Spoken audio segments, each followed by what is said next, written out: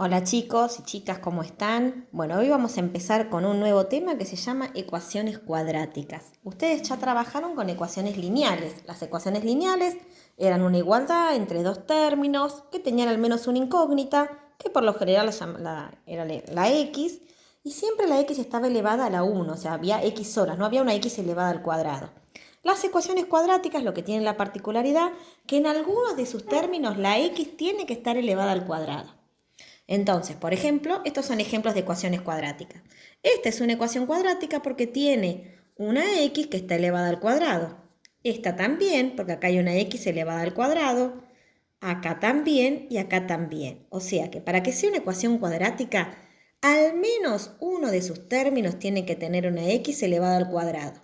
El otro término puede llegar a tener x sola y el otro término ser un término independiente, un número solo.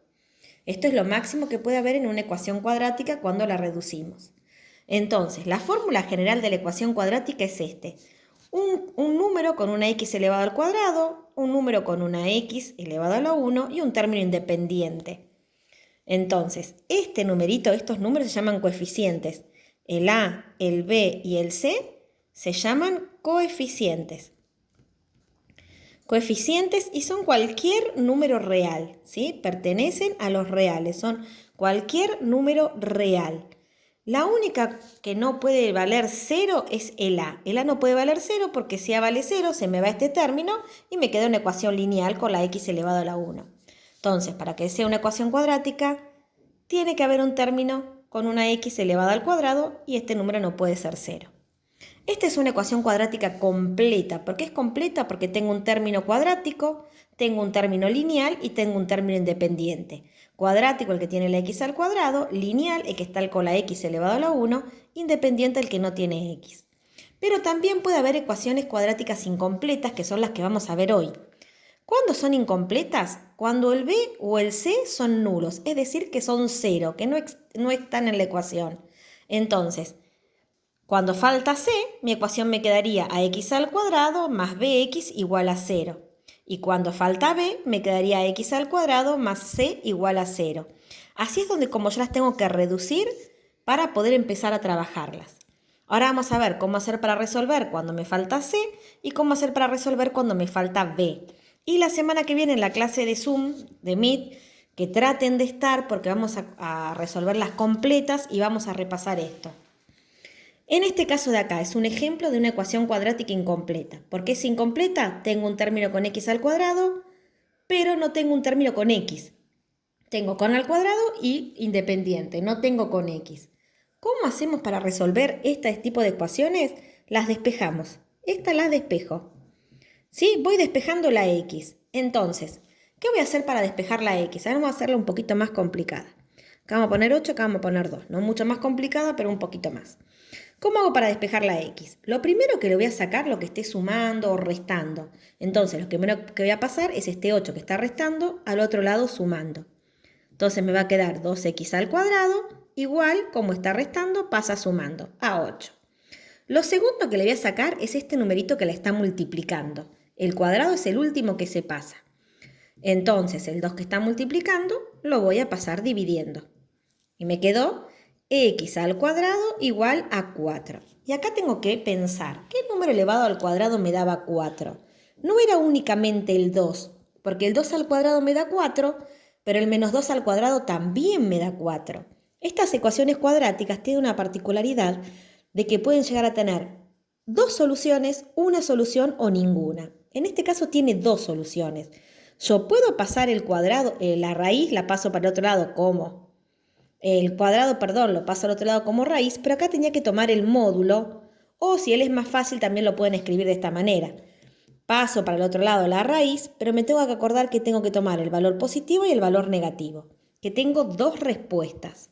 Entonces, acá la raíz de 4 es 2. Entonces, mis dos soluciones van a ser el 2 positivo y mi otra solución va a ser el 2 negativo. Y así es como se resuelven estas que son incompletas, que le falta el término B. Ahora vamos a ver cuando le falta C. Este es un poquito más complicada, por eso estaría buenísimo que todos se conecten el lunes Así podemos sacarnos bien estas dudas y explicar la que sigue. ¿Qué voy a hacer acá cuando falta C? Vamos a aplicar algo que vieron el año pasado que se llamaba factor común. Acá, ¿qué tienen en común estos dos términos? En común tienen que en los dos casos hay X. Pero en realidad en común tienen una sola X. Acá hay dos. Porque si yo tengo X al cuadrado, es decir que tengo X por X. Acá hay dos, acá hay una sola. Entonces, en común tengo una sola. Esa X que tengo en común la saco afuera como factor común. Factor común era la inversa a la propiedad distributiva. Entonces, en este término, ¿qué me va a quedar? Yo saqué una X. Me va a quedar el menos 3 y una sola X. Más, en este término, 6X dividido X me va a quedar 6. Yo lo que hago es dividir todo este término dividido este. Menos 3 dividido 1 menos 3, X cuadrado dividido X. Una de las X se me cancela, me queda una sola. O tenía 2, me quedó una. Tenía una, no me quedó ninguna. Piénsenlo como les sea más fácil. Porque como no lo pudimos repasar bien, una vez que yo llego a esto, que saqué factor común, yo acá tengo una multiplicación, ¿sí? Una multiplicación entre dos términos. Para que una multiplicación me dé 0, sí o sí uno de los términos tiene que ser 0. No puede, para que una multiplicación dé 0, uno de los dos factores tiene que ser 0. Entonces, o esto tiene que ser 0 o todo esto tiene que ser 0. Entonces, esto dijimos que tiene que ser 0. Me queda X igual a 0, esta es mi primer solución. O esto tiene que ser 0, porque si esto es un número, esto debería ser 0 para que la multiplicación me dé 0.